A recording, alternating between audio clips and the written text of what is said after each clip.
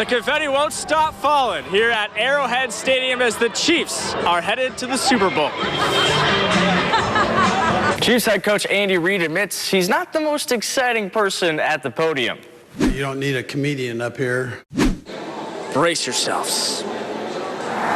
It was a glorious night here at the Enterprise Center as the St. Louis Blues are going to the Stanley Cup Final for the first time since 1970. Opening night is full of surprises. You never know. I'm standing at center field at Marlins Park. Kauffman's over here getting sound for you guys. Oh, here's Kauffman. How's it going, everybody? The celebration has just begun as the Chiefs are Super Bowl champs for the first time in 50 years. It's also a much colder environment. In Benin, it doesn't get below 60 degrees, but it does here in mid-Missouri.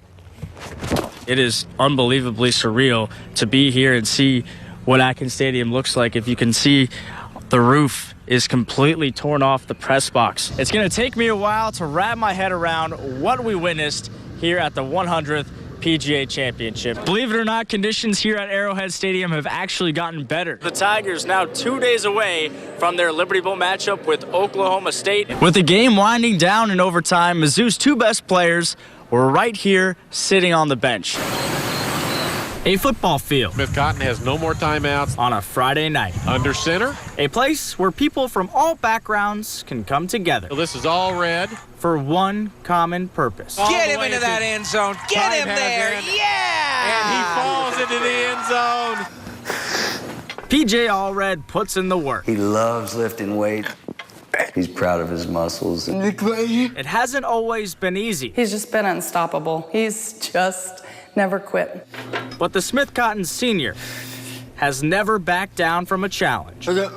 When someone says PJ can't, we just laugh because PJ's pretty much beat everything. All things are possible with God. PJ was born premature. He was in the NICU. He was on life support. Actually, we went into a room, got on our knees, and prayed. I can't even explain. I just felt like he was going to be okay. He was in there 29 days and got to come home as a Christmas present, and it was just the greatest thing. But his challenges were just beginning. He was diagnosed at 6 months with profound deaf and severe cerebral palsy. They said he would not live past 18. Doctors said PJ would likely never walk. He walked at 4, and he accidentally learned to run. He was taking a little whiz on the retaining wall and tripped. As for his age prognosis, he's 18. They took that diagnosis away a year ago, and they said he would have a normal lifespan. From the time he was little, his mom said, you know, I mean, we're not going to baby him. We're going to just let him do what he wants to do.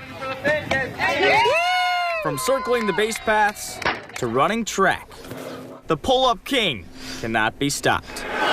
This past January, he even scored his first varsity basket. The whole auditorium was just, you know, so excited. PJ has never been afraid of the spotlight. I've been with him in I don't know how many sports now, for how many years, but he's just fun to be around. He's never in a bad mood.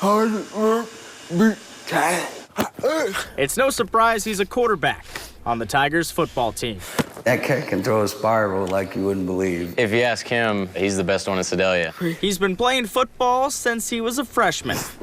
Game of life, and I love it. We make him do sprints with us, and we make him lift weights with us, and he's in there doing the same as everybody else. PJ's shining moment happened just recently. He got to run the flag out at the beginning of our game, and he was the captain that game also. Smith Cotton was hosting Hickman. Let's go! The Tigers were down 40-0 late in the fourth quarter. It was spur of the moment. It wasn't anything that was planned out. Smith Cotton has no more timeouts. There was maybe, I don't know, 10, 20 seconds left, and the head referee came over and asked if it was okay if they were to sub in their special needs player. Under center. He's been talking about it since he started playing football. Oh, what a nice deal. This is all red. And yelled it to my kids, just let them score. And they're going to let him run, and what a nice job. Oh, what a great moment. Actually, we had a little bit of a different play. Thought that we were coming up. PJ took off running and did what he does. To see him run, and not only just run, but score, it was the highlight of the night for me. Get him into that end zone. Get him there. Yeah! And he falls into the end zone. Yeah! An 80-yard touchdown run. Touchdown, Smith Cotton. I had given It was just a miracle day for us. What a great moment. Both benches have emptied. That's PJ. That's just PJ. He brings out the best in all of us. He truly does. We got PJ Allred on the outside. He's moving up the field. I'm winning comeback. To see my son run across it, make a touchdown, you know, that was a dream come true for him. The actual win was meaningless at that point. The fact that PJ got that moment and that everyone could celebrate, that was the most important thing. Number 10, Fred. Good guys doing good things. Missouri high school football. Since then, PJ's been all over the news. The video has hundreds of thousands of views. The Kansas City Chiefs even wrote him a letter. Yeah, he has some challenges, and I think they're, obviously pretty easy for us to see, but he doesn't let that stop him from doing what he wants to do. A football field on a Friday night. And that's what sports should be about. A place for people of all backgrounds. When you feel sorry for yourself and you think you can't do something, you look at PJ. To come together. Just makes me a very proud father. For one common purpose. When PJ wins, we all win. Good day. I can't wait to see where he goes with his life. Stay tuned.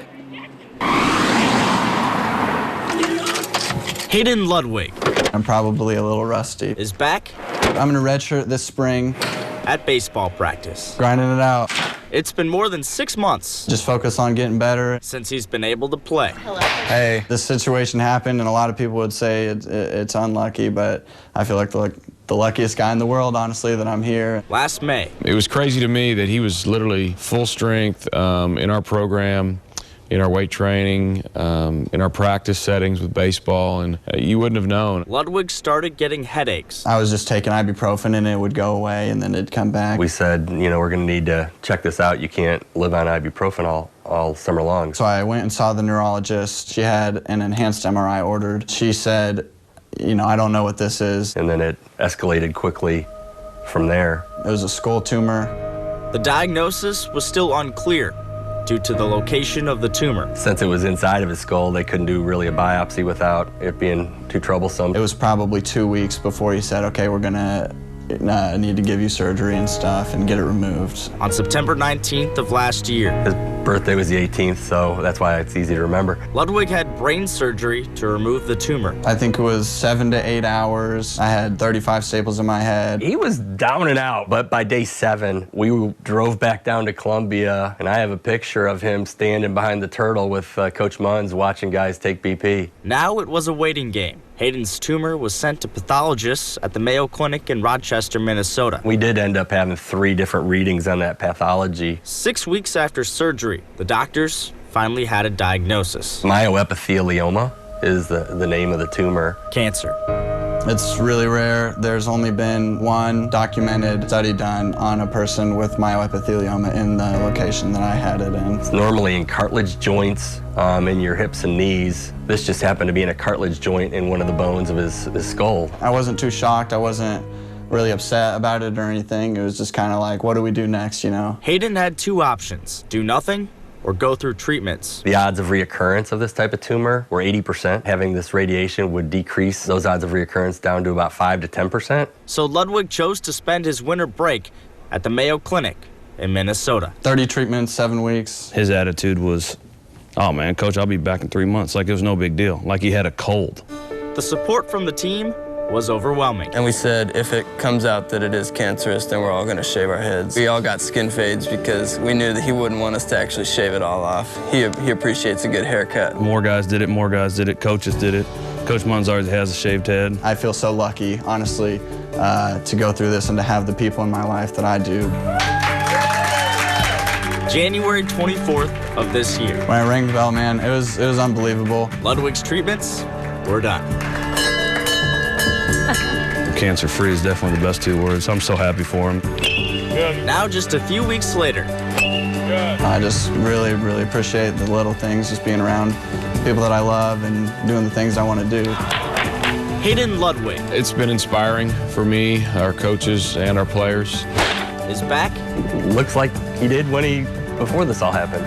At baseball practice. How do you feel sorry for yourself when a kid like that is acting like that, you know what I mean? So it's awesome to see. Hayden doesn't have many limitations. But there is one thing. The helmet, man, you do what you got to do to get out there, I guess. I mean, of course, it looked kind of silly. Yeah. He laughs it off. I don't think it bothers him a bit. He may like the attention. I don't know. Good work, my friend. I'm feeling great. I think that is definitely outweighed by, how happy I am to be back. I got people that care about me all around me, so I'm, feeling good, feeling really lucky. With me now is one of the tallest people we've ever had on the show. It's Jonte Porter, Mizzou commit, former Battle football player, current Nebraska football player, Javon McQuitty. With me now is former Mizzou women's basketball star Lindsey Cunningham, also played at Rockbridge High School. Now you are a graduate assistant coach for the Mizzou women's basketball team. Thanks so much for coming on. Happy birthday. This is Jaden Cox, the 3-time national champion. Now he's a 2-time bronze medalist. I can keep going on your accolades, but we want to start asking some questions. By now you've heard Michael Porter Jr. is headed to the NBA after just one season at Mizzou. And if that upsets you, that's okay. He scored just 30 points in 53 minutes of game action. By all accounts, a disappointment, no doubt. But personally, I think Porter Jr. deserves a lot of credit. When Michael first committed to play for Mizzou, he said he wanted to leave a legacy. In my opinion, he's done just that. Mizzou fans forget this team won 8 games a season ago, but once MPJ got on board, the Tigers were rolling. Tillman, Jonte, Harris, heck, just to even get Kevin Knox on campus, all of that stemmed from Michael's decision to come to Mizzou. Now, Porter Jr. brought the Tigers back into the conversation. In life, things don't always go according to plan. It was no different when the former Tolton star decided to have back surgery in November. But just 3 months later, Porter came back to play for the Tigers 2 postseason games, even though he was far from 100%. Now, after the Florida State game, he told me he was virtually playing on one leg because his other leg was nowhere near strong enough. For me, that tells you everything you need to know about MPJ. Now, would it have been nice for him to come back for another season? No question. Would it have solidified his legacy at Mizzou? For sure. But why risk it when millions of dollars are there for the taking? And as younger brother Jonte pointed out, you're closer to your second contract by 1 year. Mizzou fans, I get it. Right now, it stings. But when the Tigers land top prospects in the future and Mizzou is continually going to the big dance, you'll have Michael Porter Jr. to thank for laying the foundation. Now, whether you agree with me or not, that is completely up to you, but there's no denying Michael Porter Jr. had the most intriguing 53-minute career in the history of Mizzou basketball. There's certainly a lot to like with head coach Eli Drinkwitz. The 36-year-old has an infectious personality, and frankly, he's a little bit out there. I mean, how many guys would pull up for a jumper in front of curator John Sunvold on his way up to the podium? Drinkwitz kind of cracks me up. From Missouri to Missouri. He's a coach speak king. I'm not the magic. We are the magic. Coach Eli's one-liners were almost as nice as his signature visor. As lighthearted as he was, he also showed his genuine side. He thanked former head coach Gary Pinkel for guiding him more than a decade ago. You visited with me as a high school football coach and impressed upon me what it means to lead with integrity. Congratulations, guys. After the news conference, the two got together for an embrace Mizzou fans could not get enough of. Drinkwitz told Pinkel he wants to bring the program back to where it needs to be. There are still a lot of questions surrounding Coach Eli, and most of them won't be answered for a while. Drinkwitz says he shoots for the moon. We already know he's not afraid to take a pull-up jumper. He nailed his first shot. Now let's see what he can do when the games actually begin.